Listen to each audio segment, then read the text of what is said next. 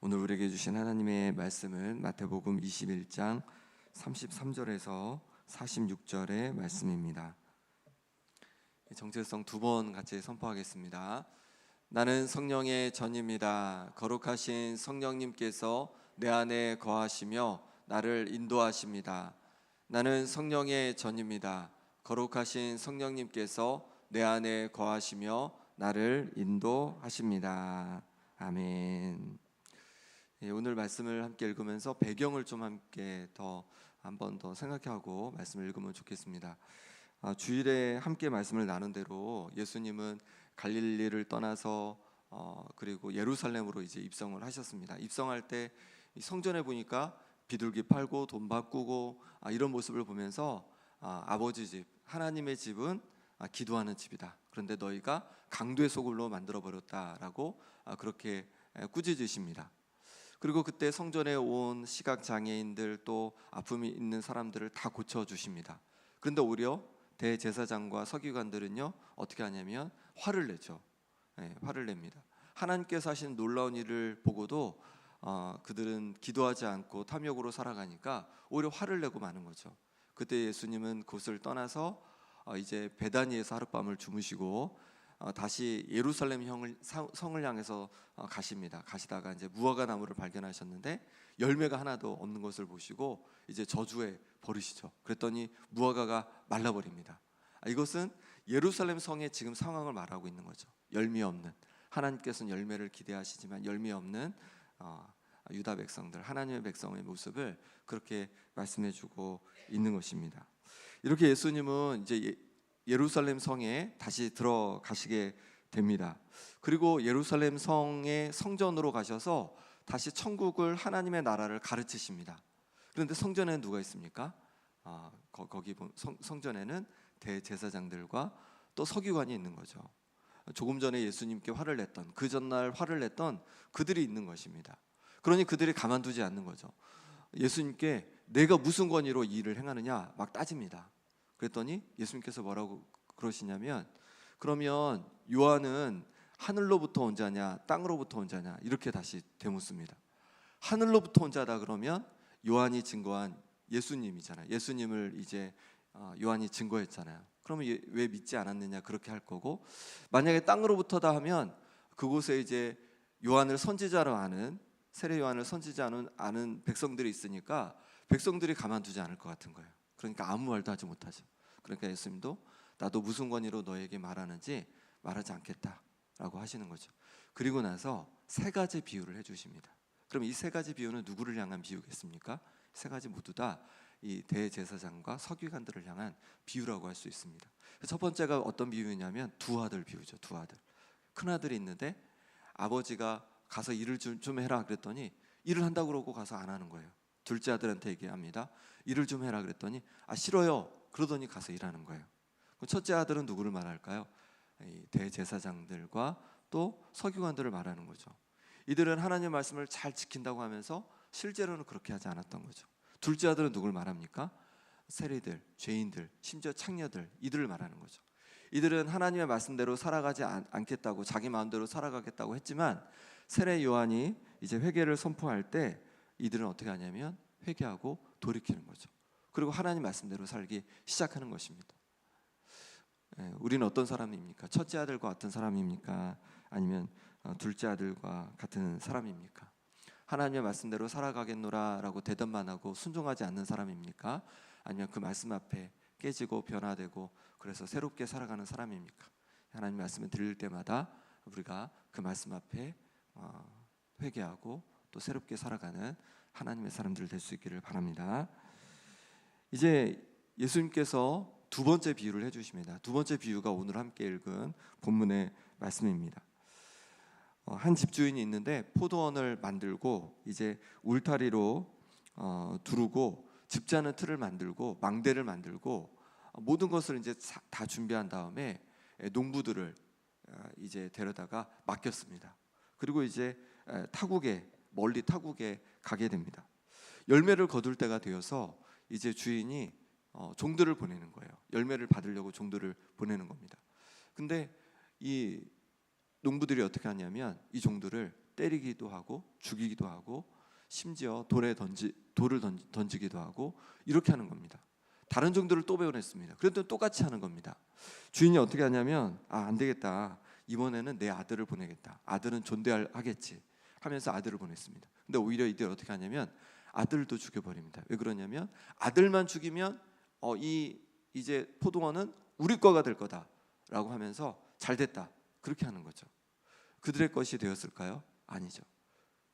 예수님께서 물어보시는 거예요. 이 주인이 어떻게 하겠느냐? 그들이 대답합니다. 주인이 와서 그들을 진멸하고 그리고 다른 사람에게 저 포도원 열매를 줄 다른 사람에게 포도원을 줄 것입니다. 이렇게 얘기하는 겁니다. 이 비유를 통해서 세 가지를 함께 나눌 텐데 첫 번째는 하나님은 하나님의 백성이 열매 맺기를 원하신다는 겁니다. 33절 말씀 같이 읽어보겠습니다.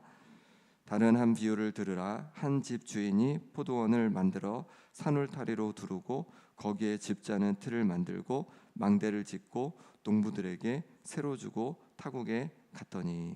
아멘. 여기 보니까 주인이요 모든 것을 다 갖췄어요. 그래서 울타리도 쳐서 짐승들이 뭐 이렇게 포도를 해하지 못하게 하고 그뿐만이 아니라 포도즙 짜는 틀도 만들어 놓고 망대도 지어 놓고 이 포도원에서 그렇게 농사를 짓기에 부족함이 없도록 그렇게 아주 다 갖춰주고 간 거죠. 그런데 열매가 없던 것입니다. 이 포도원은 1차적으로는 유대인들을 말하고 이스라엘 백성을 말한다고 할 수 있습니다. 하나님께서는 애굽에서 노예 생활하고 있던 그들을 데려다가 가나안 땅에 데려다 주셨어요. 그래서 가나안 땅에서 이제 하나님 나라 백성으로 살아가도록 그렇게 해주셨습니다. 하나님께서 예루살렘 성이 그들을 지키기도 했지만 하나님께서 그들의 성이 되어 주셔서 그들을 둘러서 울타리가 되어 주셔서 그들을 둘러 지켜 주셨습니다. 그리고 즙자는 틀은 이제 열매가 풍성히 맺을 거라는 거잖아요. 그것을 기대하면서 하나님께서 그런 약속들을 주셨습니다. 복에 대한 약속을 주셨습니다. 하나님께서 주시는 그런 놀라운 약속들이 이 백성들에게 있었습니다. 그리고 망대는 지키는 거잖아요. 선지자를 또 보내셔서 이제 잘못된 것에 빠지지 않도록 영적으로 또 하나님께서 지켜주시기 위해 선지자를 보내기도 하셨습니다. 이 모든 것들을 다 갖춰줬지만 그들은 열매를 맺지 못했던 것이죠. 이사야 5장 2절에도 땅을 파서 돌을 제하고 극상품 포도나무를 심었도다. 그 중에 망대를 세웠고 또 그 안에 술틀을 팠도다. 좋은 포도 맺기를 바랐더니 들포도를 맺었도다. 들포도를 맺었다는 거죠. 주인이 원하는 열매를 맺지 못했다는 것입니다. 하나님은 하나님의 백성이 열매 맺기를 원해서 가나안 땅에 심어주신 거죠. 우리도 마찬가지입니다. 우리도 이스라엘 백성이 애굽에 종살이 했던 것처럼 우리도 죄의 종살이 하고 있었는데 우리를 위해서 아들 예수님을 보내주셔서 우리를 건져주셨습니다. 이제 죄의 권세 아래 있지 않고 이제 우리는 하나님 나라에 속한 자, 하나님께 속한 자가 되었습니다. 그럼 우리에게 무엇을 원하시냐면 하나님의 백성다운 하나님의 자녀다운 열매를 또한 우리에게 원하신다는 것이죠. 그래서 하나님의 자녀가 되었으니까 아들 예수님처럼 그 장성함의 열매를 우리에게 보기를 원하신다는 거죠. 천국의 자녀의 열매를 우리에게 보기를 원하신다는 거죠. 그러니 하나님의 자녀로서 열매 맺는 우리의 삶이 될 수 있기를 바랍니다.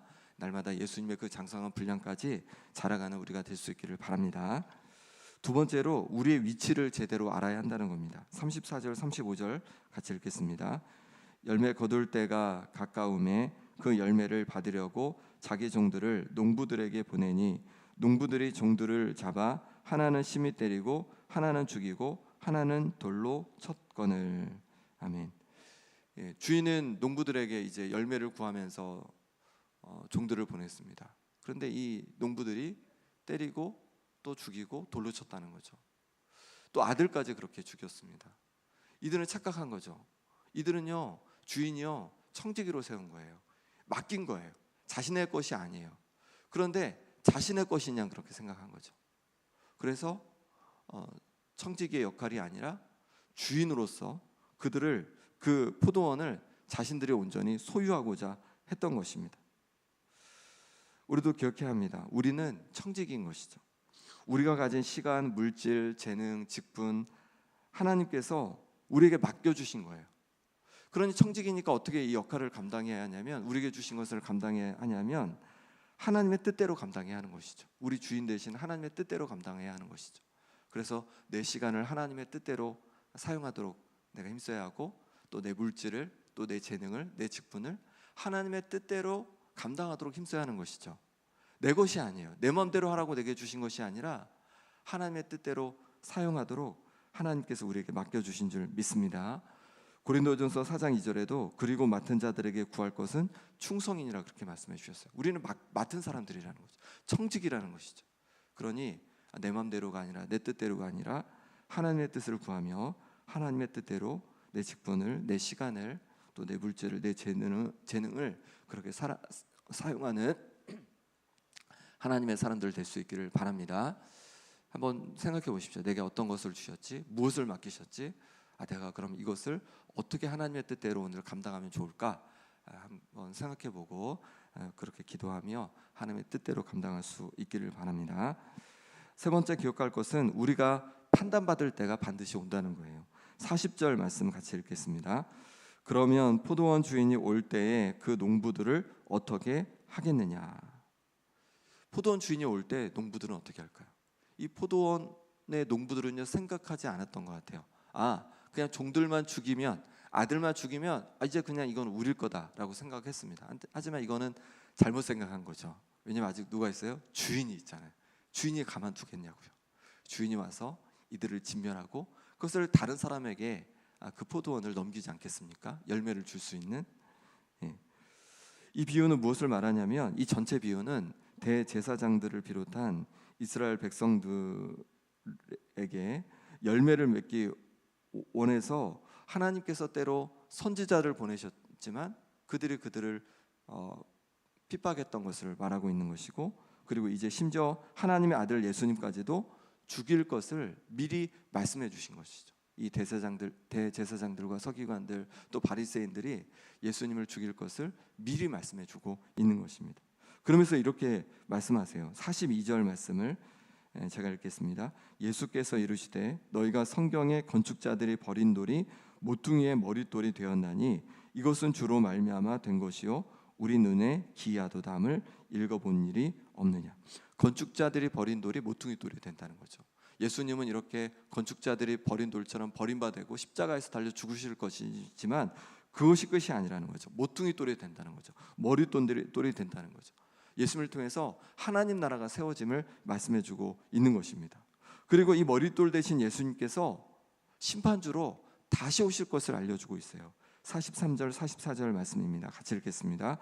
그러므로 내가 너희에게 이르노니 하나님의 나라를 너희는 빼앗기고 그 나라에 열매 맺는 백성이 받으리라.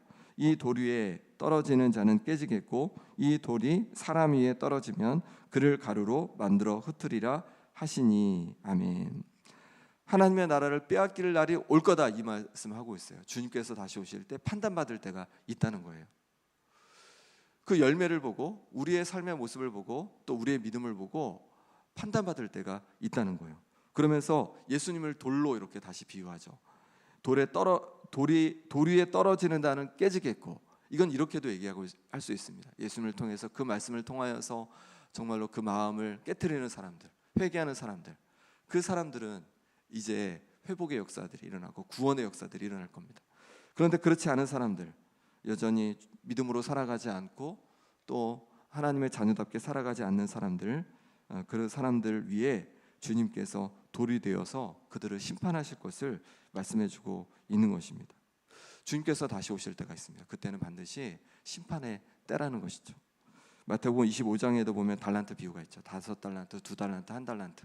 5달란트, 2달란트 받은 종들은 이제 다시 열심히 일해서 5달란트, 2달란트를 남김으로 말미암아 착하고 충성된 종이라고 그렇게 칭찬을 받지만, 1달란트, 이 사람은 땅에 묻어버림으로 말미암아서 책망을 받는 것을 보게 됩니다. 주님께서 이 세상을 심판하실 때가 있다는 거예요. 다시 오셔서 심판하실 때가 있다는 것입니다. 그러니 그때 주님께 칭찬받는 우리가 될 수 있기를 바랍니다. 하나님의 자녀답게 예수님의 그 장성한 분량까지 날마다 자라감으로 칭찬받고 또 우리에게 맡겨주신 청지기의 사명을 잘 감당함으로 말미암아, 주님 뜻대로 감당함으로 말미암아 주님 다시 오실 때 잘했다, 착하고 충성된 종아, 칭찬받는 하나님의 사람들 될 수 있기를 바랍니다. 시간 함께 기도하겠습니다. 이 시간 기도하실 때 하나님께서 내게 주신 그 은혜에 합당한 열매를 맺게 하여 주옵소서. 나를 구원해 주시고 때로 광야 같은 인생에서 도와주시고 지금도 함께 해주시니 감사합니다. 그 은혜에 합당한 열매를 제가 맺기를 원합니다. 주님 함께하여 주옵소서. 청지기임을 잊고 주인처럼 살았던 모습을 용서하여 주옵소서. 하나님의 선한 청지기가 되게 하여 주옵소서. 그래서 내게 주신 시간을, 내게 주신 능력을, 내게 맡겨주신 물질을, 내게 맡겨주신 직분을 주인 대신 주님의 뜻대로 감당케 하여 주옵소서. 결산할 때가 있음을 기억하며 아름다운 열매를 맺게 하여 주옵소서. 기도하시고 또 아픈 환우들을 위해 기도하겠습니다. 김봉자 권사님, 유재선 성도님, 오기숙 권사님, 김병태 집사님, 강호윤 집사님, 현도아, 최경 간사님, 윤봉자 권사님, 김명동 집사님, 임만경 성도님 회복을 주시도록 기도해 주시고 우리 다음 세대를 위해서 이 시간 함께 기도하겠습니다. 아버지 하나님께서 붙잡아 주시기를 원합니다. 하나님 아버지 은혜에 합당한 열매를 맺기를 원합니다. 아버지 하나님 구원해 주시고 또 광야 같은 인생에서도 도와주시고 함께 해주셨는데 하나님 아버지 합당한 열매를 맺지 못했던 아버지 하나님의 모습을 용서하여 주옵소서. 이제 하나님 기뻐하시는 하나님 거룩하고 합당한 열매를 맺어가기 원하오니 하나님 아버지 역사하시고 성령으로 충만케 해주셔서 어떤 열매들을 맺어갈 수 있도록 인도하여 주옵소서. 청지기임을 잊고 살아갈 때가 너무 많음을 고백합니다. 주님 용서하여 주옵소서. 하나님의 선한 청지기로 살아가게 하여 주옵소서. 내게 주신 시간을 하나님의 뜻대로 사용하게 도와주시고 내게 주신 능력을, 또 내게 주신 물질을, 또 내게 주신 직분을 내 마음대로 내 뜻대로 행하는 것이 아니라 하나님 아버지의 뜻대로 행하는 선한 청지기로 살아가게 하여 주옵소서. 결산할 때가 있음을 주님 기억하면서 하나님 아버지 열매 맺는 삶이 되어지기를 원합니다. 내 삶에 아름다운 열매가 맺기 원합니다. 예수님의 그 장성한 분량까지 날마다 자라가게 도와주시고 천국의 아름다운 열매들이 삶에 맺어질 수 있도록 역사하여 주시옵소서. 아픈 성도를 위해 기도합니다. 하나님 아버지 역사하여 주옵소서. 회복하여 주시옵소서. 심장을 강건케 하여 주시옵소서. 아버지 하나님 도와주셔서 아버지 하나님 기관지 회복되게 도와주시고 암 가운데 고통 있는 우리 성도들 기억해 주셔서 아니 온전히 회복되는 역사가 일어나게 하여 주시옵소서. 폐가 회복되게 도와주옵소서. 신장이 강건케 하여 주옵소서. 하나님 아버지 역사해 주셔서 회복되게 하여 주옵소서. 눈이 회복되게 도와주옵소서. 아버지 하나님 부어주신 은혜를 누리게 하여 주옵소서. 아버지 하나님 다음 세대를 붙잡아 주시기를 원합니다. 아버지 하나님의 능력으로 하나님의 뜻대로 붙잡아 주셔서 아버지 하나님 믿음으로 살아가는 세대 되게 도와주시고 아버지 하나님 영광 돌리는 세대가 될 수 있도록 하나님 역사하시고 도와주시옵소서. 아버지 하나님 은혜 주시기를 원합니다. 아버지 하나님 함께 해주시기를 원합니다. 하나님의 선한 손길로 함께하여 주옵소서. 능력의 손길로 함께하여 주옵소서. 그래서 주님께 기쁩니다. 주님 경외되는 역사가 일어나게 하여 주시옵소서. 주님 도와주시옵소서. 주님 붙잡아 주옵소서. 은혜를 먼저 주시길 바랍니다. 주님 함께하여 주시옵소서.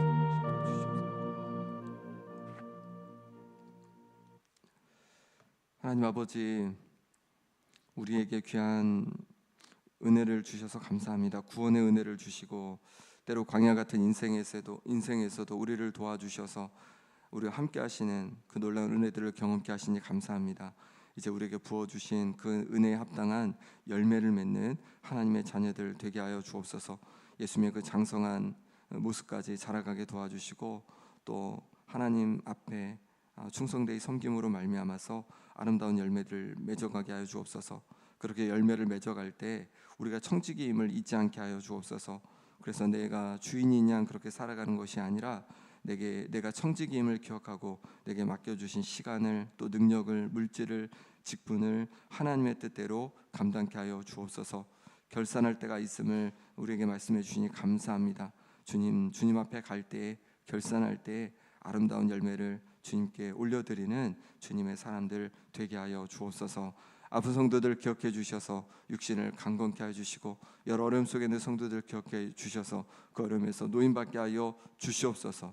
우리의 다음 세대를 붙잡아 주셔서 믿음의 세대가 되게 하여 주시고 하나님을 영화롭게 하는 세대가 될 수 있도록 하나님 역사하여 주옵소서. 예수 그리스도의 이름으로 기도합나이다. 아멘.